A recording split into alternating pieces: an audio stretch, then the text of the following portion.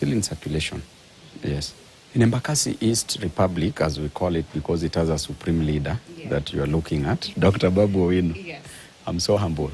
Yeah. So when it comes to the projects that I do in Embakasi East constituency, I go by the issues of concern.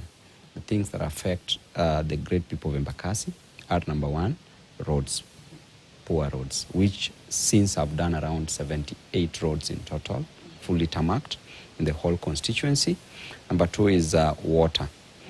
Clean water for consumption is a main challenge, because we are being given water on different intervals, and we've since worked on a water reservoir that is at Embakasi Garrison that is going to provide over 140 million liters of water that shall be soon pumped from Muranga to Gigiri, then to Embakasi.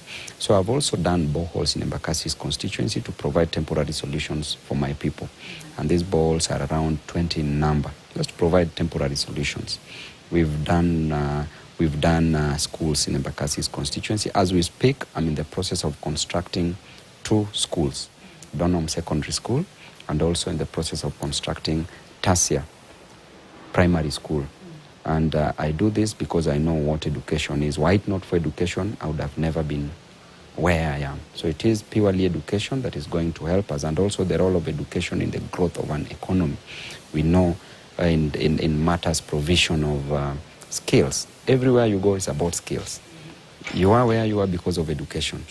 And so, in terms of construction of schools, renovation of schools in Embakasi's constituency, purchase of buses in Embakasi's constituency to all the schools. The next that I'm doing is purchasing of 3 buses that is in the process to Edelwell Primary School, Donholm Primary School, and Embakasi Primary School, and also issuance of bursaries, because bursaries is very important for our children. Things used to work during Uhuru's time. Things used to work during Kibaki's time. Things are worse now. Nothing is working because these parents are depending on bursaries for school fees. And going by the doctrine of separation of powers, checks and balances, which was opined or started, or the person who came up with that is called Charles Louis de Bruno de Montesquieu, okay, in the 17th century. Yeah. And that doctrine is being messed up by the president as at now, because of the influence within the parliament. Right now, members of parliament should not even work in parliament if there is no bursaries for our people. What are you doing in parliament?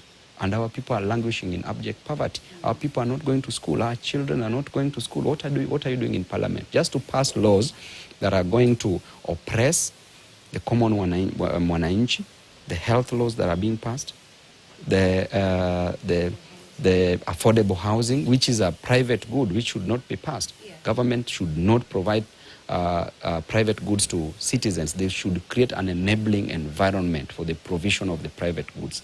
The work of the government is to provide public goods like road, clean environment, and encourage consumption of merit goods like health and education. But in our case, what is the government doing?